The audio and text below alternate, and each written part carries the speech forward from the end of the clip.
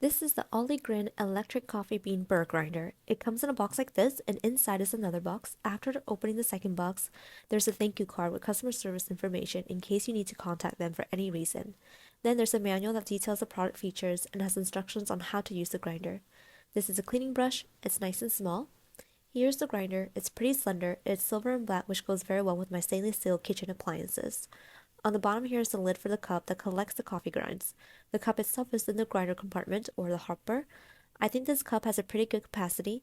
This grinder has a simple and easy operation. This knob here is to adjust the cup settings. It goes from 2 to up to 12 cups. On the top you can adjust the grind settings. It goes from very fine to coarse. This here is to unlock the hopper, which is the top compartment. You can remove this even when there are beans inside. It has an auto lock function to prevent the beans from spilling out.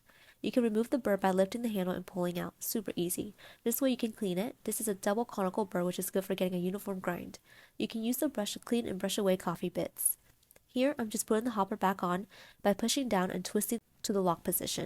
Now let's test it out. I'm adding these new beans I just got. After closing the lid, I'm adjusting the grind setting to medium fine and then the cup to 3 cups. Then I just push the button.